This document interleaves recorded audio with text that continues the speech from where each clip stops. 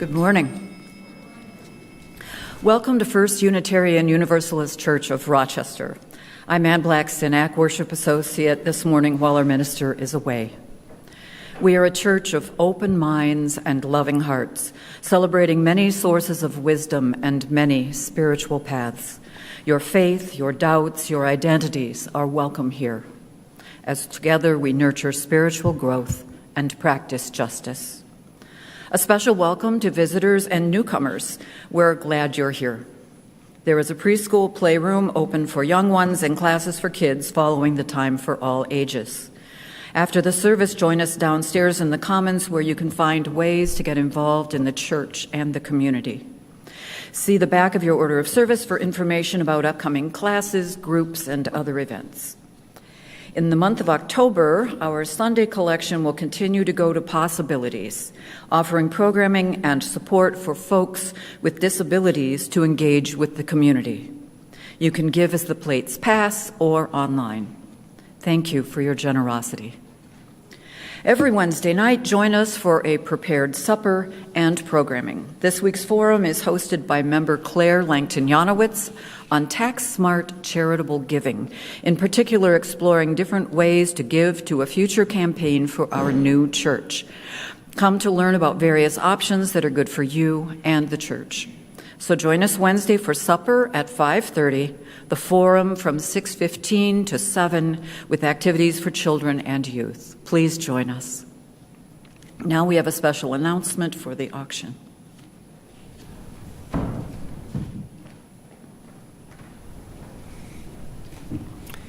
Fabulous, fun dinners, beautiful artwork, gift baskets, bid high, bid often. It's time for our spooktacular auction. Watch for a special e-news coming today at noon, which will open up the silent auction, as well as chances to win fixed prize events.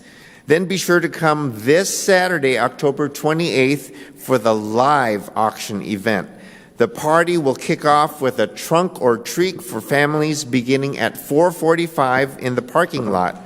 Stay for appetizers in the Commons at 5:30. The live auction will begin at 6:30 in the sanctuary. Childcare will be available. Along with the auction, we are raffling off some fun and useful items, including a $100 Visa gift card, restaurant gift cards, a vacation at a cabin, a family photo shoot, a character portrait, and 2 seats at an Irish dinner. Each year, we highlight a particular charity or project to donate to, in addition to our auction purchases. This year, our donations will be collected for a playground fund to build a fun play area for our families at our new church. Hope to see you on Saturday for a spooktacular time.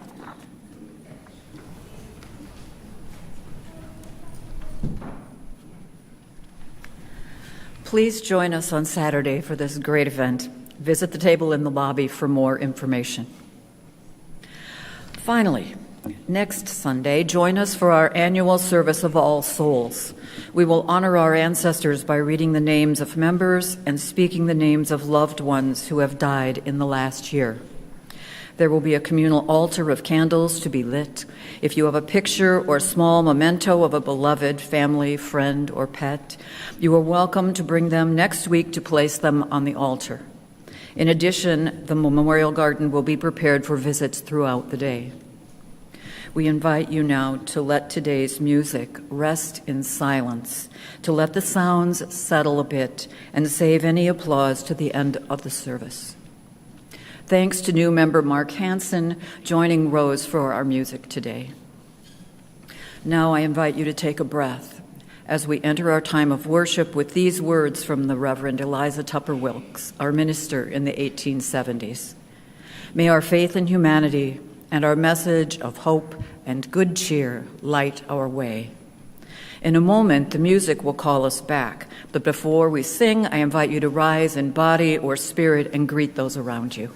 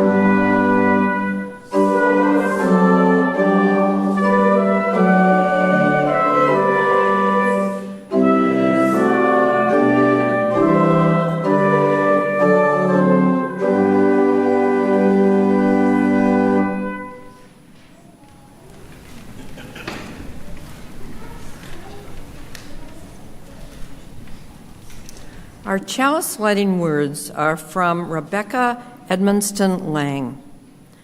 Come into this place where we make holy by our presence.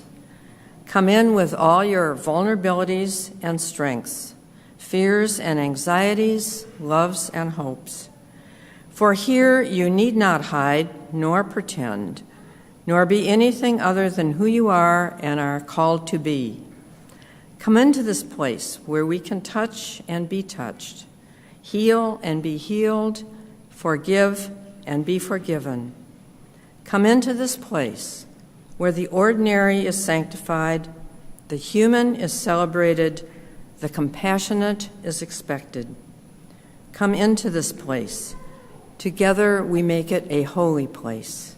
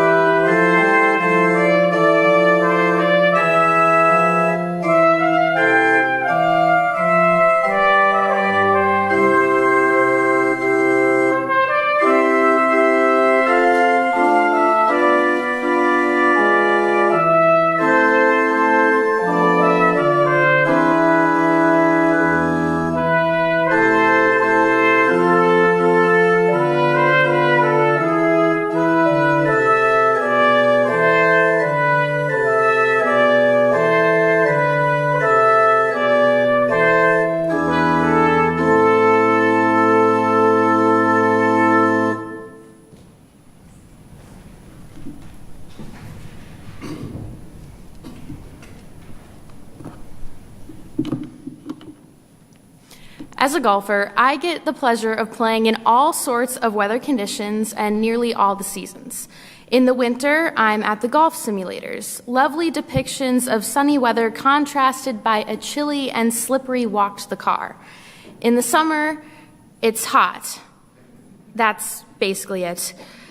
The spring sees the cold turn into warmth with sprinklings of rain, while the fall delivers some amazing scenery of colored leaves.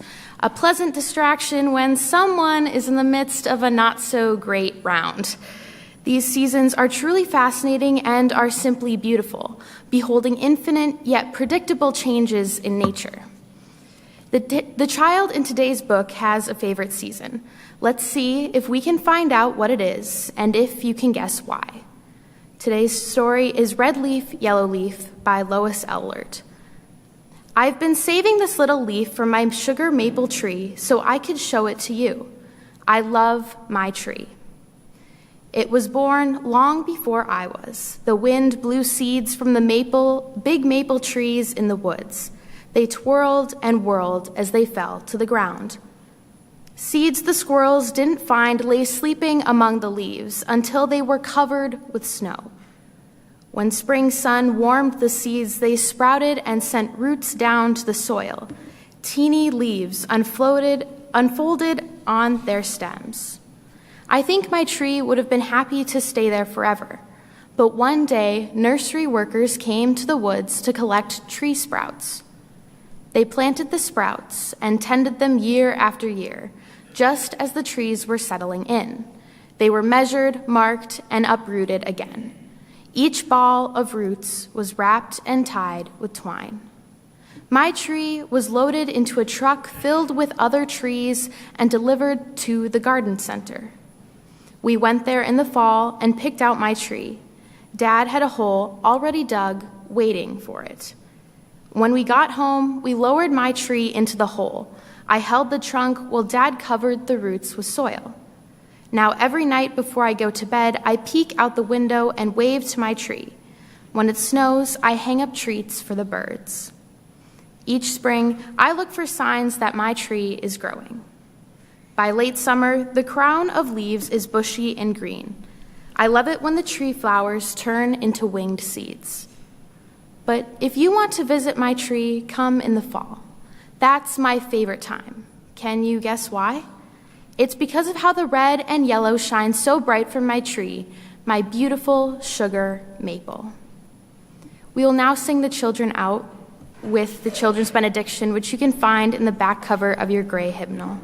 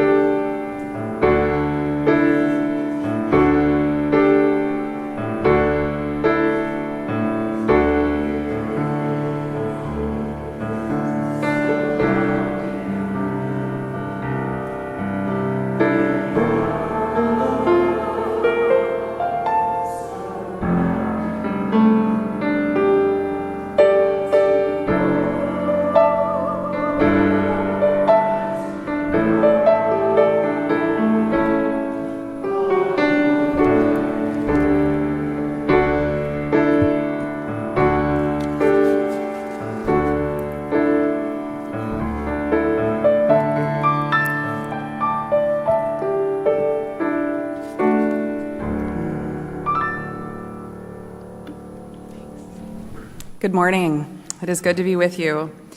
I invite you to settle in here as we create a place of communal caring and connection. It's our time to pause amidst the busyness of our lives, to slow down enough to consider the beauty that is here all around us, and to open a space for listening and love. Here, we honor all who support us in this caring, loving, and all-inclusive ministry. We send gratitude this morning to Gerald Mitchell, serving as our caring coordinator, arranging care for our members and friends in need for the last 2 weeks.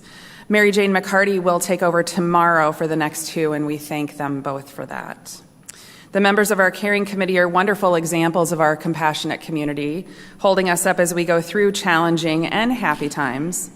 And life can be challenging. We could all use some extra support with what life throws at us.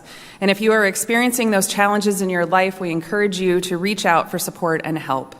If you need additional care or personal pastoral care, please reach out to Reverend Luke or myself with that request. In this community, we share pieces of our lives with one another. We do this because all people here have value. Each person's experience matters. We lift up those who are experiencing sadness, illness, or loneliness. May the strength and love in our congregation help guide you. We revel in those who are experiencing joys in their lives. May their happiness lift us all, and may their joy filter into all around them. May all of us find love, hope, joy, and healing strength in this community. This morning, we hold Terry Allred and her family close in our hearts. Terry's father, John Allred, 79, passed away on Friday morning in North Carolina with his daughters by his side as he transitioned. May memories comfort all who knew John. And Randy McKeeman is currently hospitalized at St. Mary's Hospital for complications of esophageal cancer. After 5 days in the ICU, he was transferred to a general care floor where he continues to improve. Prayers and well wishes are gladly received, and cards of encouragement can be sent to Phil and Sue Wheeler's address, which is located on our cards of support list and will be in your e-news. So please send healing strength as Randy continues to heal. And we celebrate with Sonia Mae Langston Yanowitz and Stephen Sawaystack the birth of their daughter Colette on October 10th. The family is doing well, and we join in welcoming this new life to the world. And Don and Jean Hansen are in the midst of celebrating their 60th wedding anniversary. Technically not until Thursday, but Jean says, I think it took. Don better hope so, I guess. They are enjoying being surrounded by their family and friends as they celebrate this milestone, and we wish many, many more years of wedded bliss. So as we settle into this shared space today, I ask you to now to breathe deep, the breath of life. Feel below you the earth and its ancient turning, and above you the sky and the stars, shining with ancient light, holding you in this space, yourself made of earth and stars. Sit deeply here in this community of love and justice, hope and grace. Know that here you are named and you are known as beloved. I invite you into this time of meditation, this time of prayer, first by sharing silence together.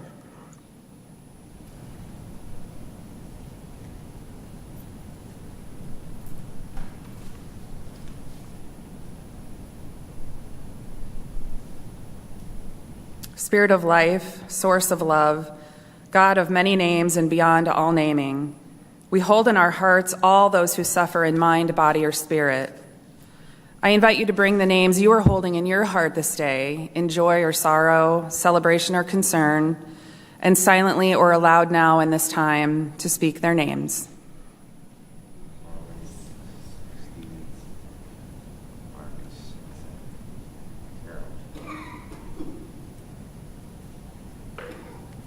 For all those names spoken and unspoken, may we be held in love and grace.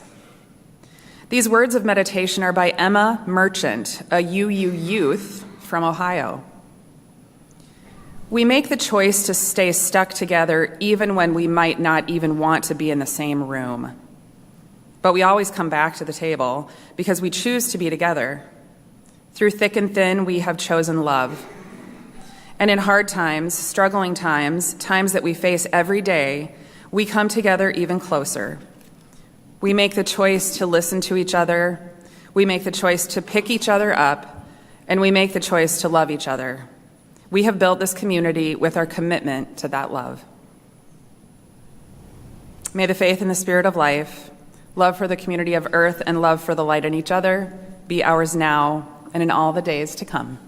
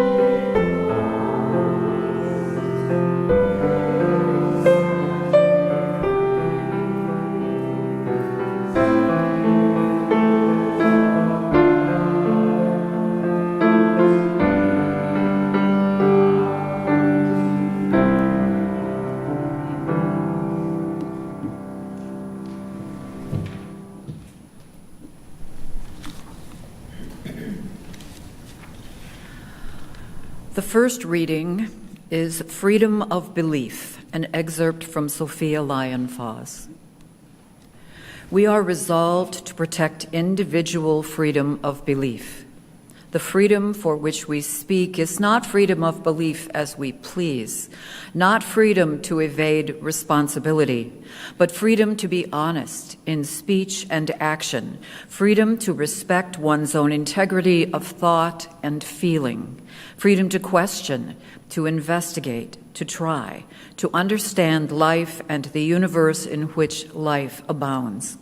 Freedom to search anywhere and everywhere to find the meaning of being. Freedom to experiment with new ways of living that seem better than the old. The second reading is A Spiritual Journey by Wendell Berry.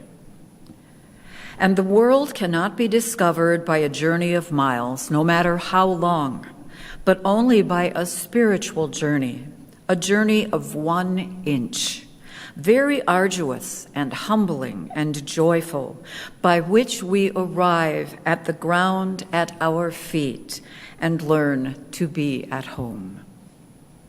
We will now receive the offering.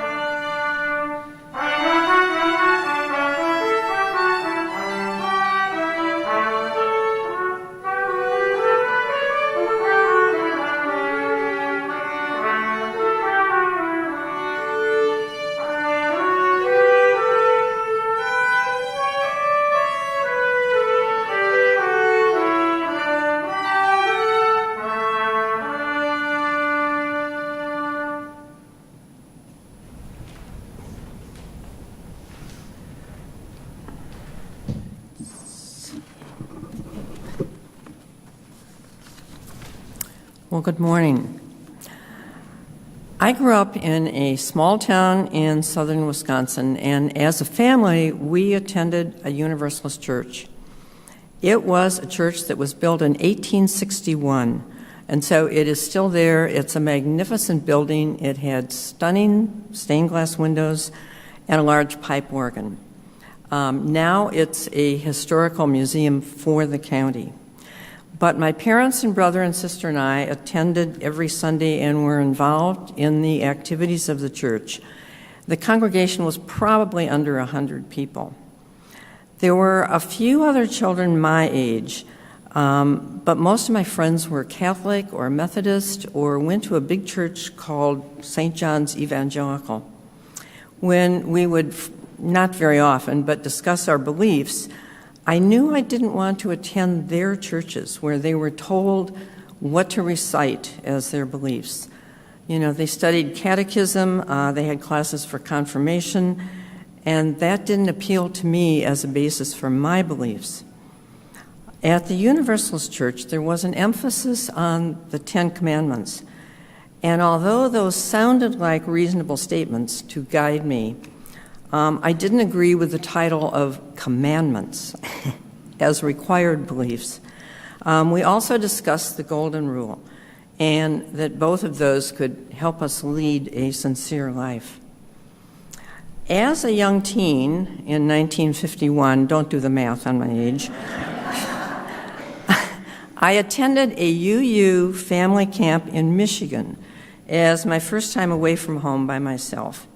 There were many teens there from other states. We became friends and corresponded for a number of years, and I learned that our denomination was larger than I really had realized. One day, everyone gathered to discuss the proposed merger of the Unitarians and Universalists, and adults spoke at length about both of them from their own vantage points. But I couldn't see any significant difference in the basic philosophy, and that a larger group would provide strength and opportunity for growth. So suddenly I raised my hand to speak, which was pretty unusual for me as a shy child, among strangers, and everyone listened very attentively. And that experience began the bond and the trust that I have felt and have for UUs. The merger didn't take place for another 10 years. It was in 1961, after much discussion, obviously, in all the congregations. But combining the beliefs of both Unitarians and Universalists offers us a broader spirituality and a focus on a larger community and social justice. Now, Mel and I attended this church in Rochester in our marriage in the early 1960s, and that was in the downtown building before this one was built. We did attend Unistar Camp the very first year that it opened, as they offered us a free week for Mel's medical services.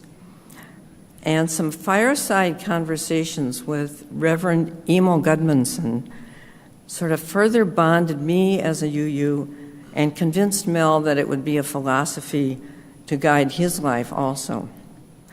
Then we moved to Albuquerque for 2 years as his Army obligation, and we went to the church there a few times, but it was not very close to where we lived. And then we moved to Denver for 16 years before coming back here. Now, in Denver, we attended the Universalist Church at Hampden Avenue and Colorado Boulevard. If any of you know Denver, you sort of know where that is. There was a young minister there who was very engaging and gave very thought-provoking sermons.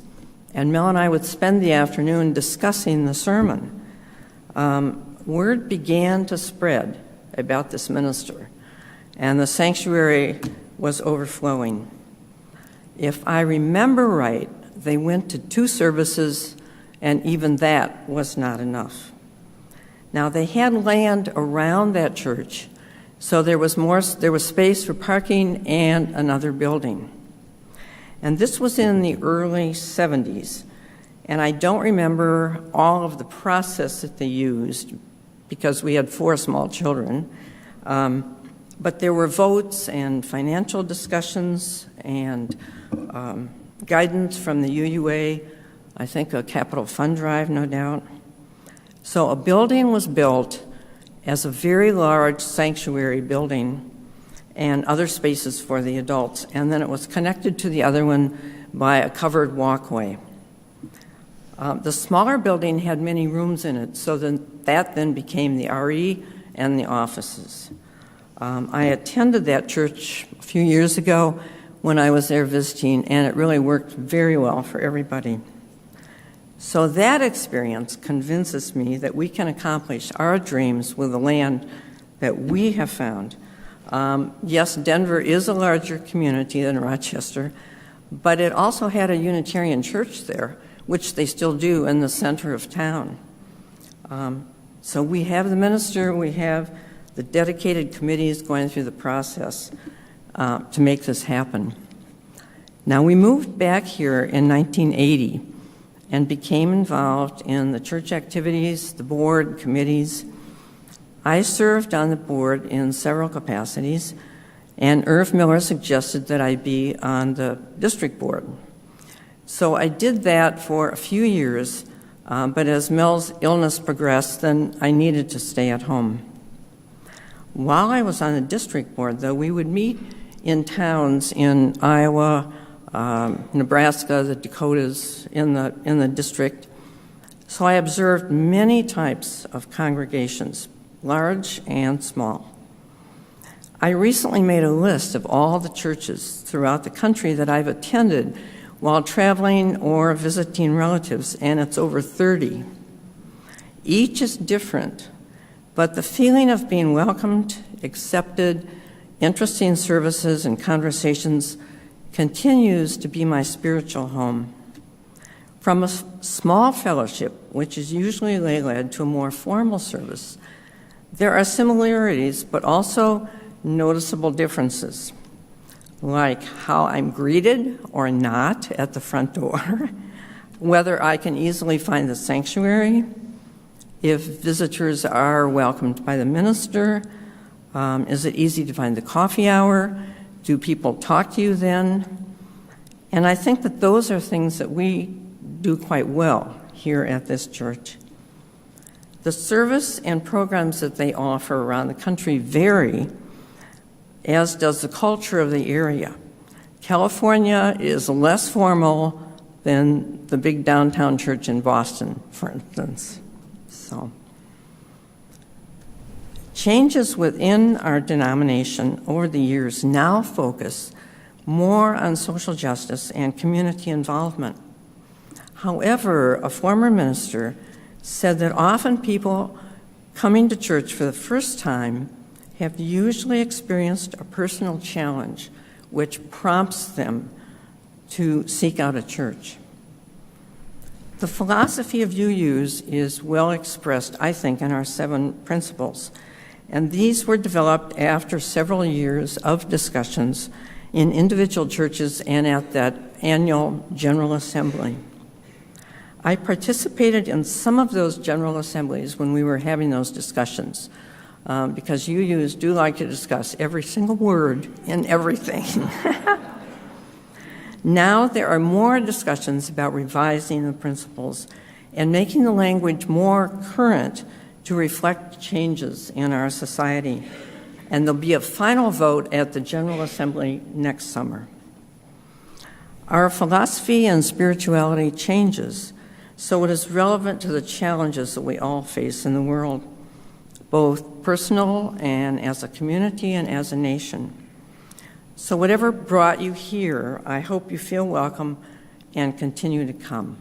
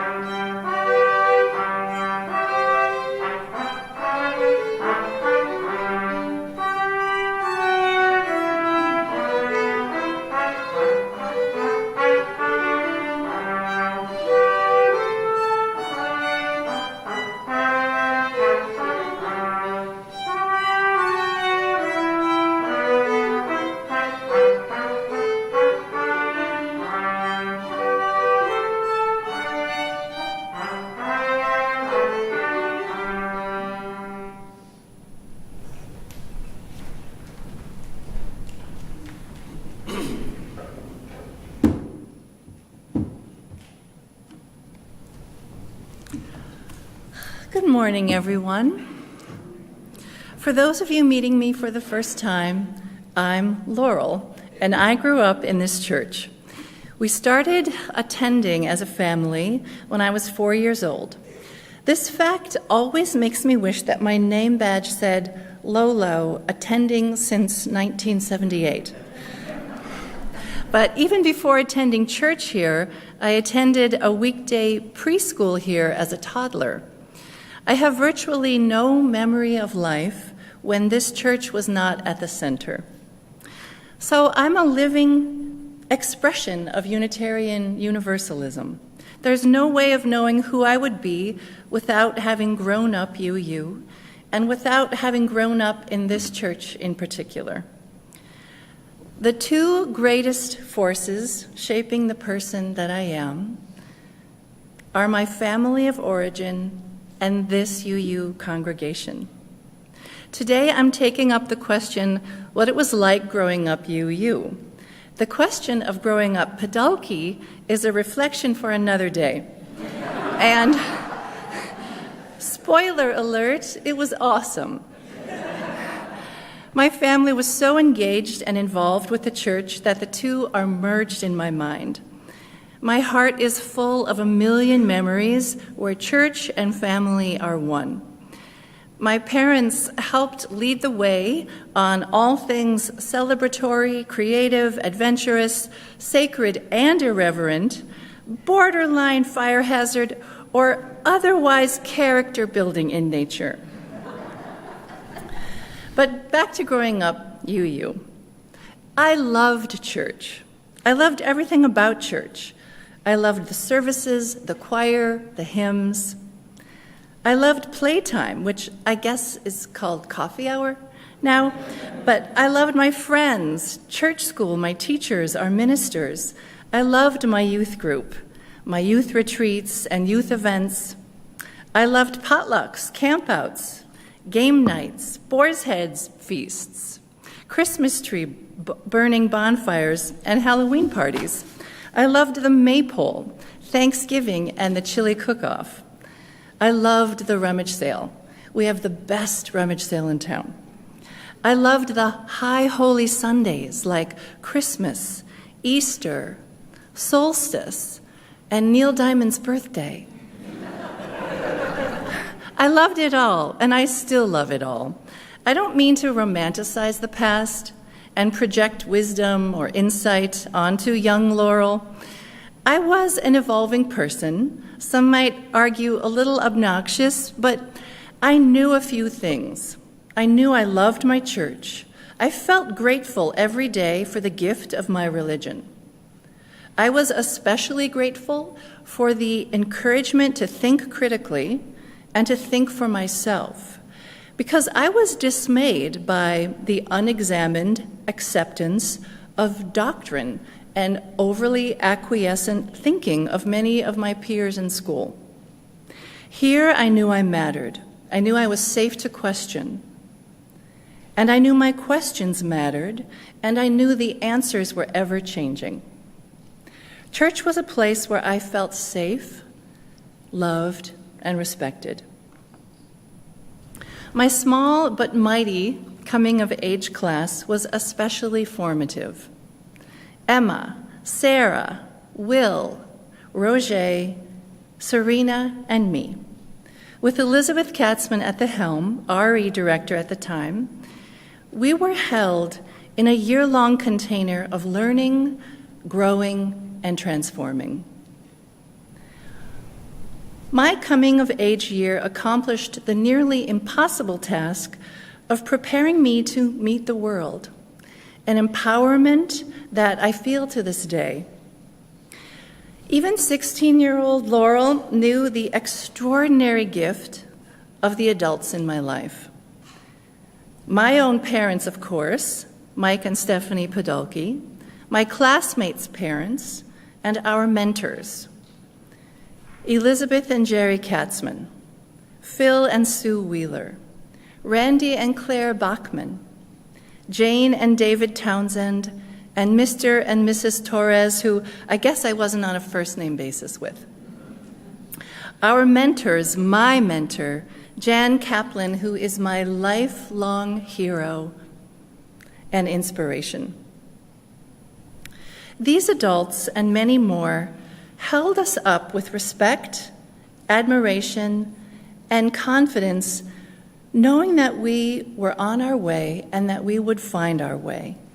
Because we were, after all, firmly grounded in the UU principles of interdependence, justice, generosity, equity, pluralism, and transformation. These adults were and are church leaders, lay leaders, activists, feminists, educators, artists, social justice trailblazers, community organizers, environmentalists, healers, people of service, people on the right side of equity, justice, and inclusion, leading by their example. It's easy and obvious to see why I loved growing up in this church. My whole life I get to see people fall in love with this church. But why do I continue to be so devoted to our church? Because every Sunday and many days in between, congregants gather around a common vision, a vision for a just, equitable, and peaceful world. We work to align our hearts and minds with our actions. We bring our UU principles to life in the wider community through service, activism, volunteerism, and community building. We step up to do the work of equity, justice, and healing in our community and the wider world. My mission is to be a force for good. Here we build the foundation and find inspiration to do good work in the world.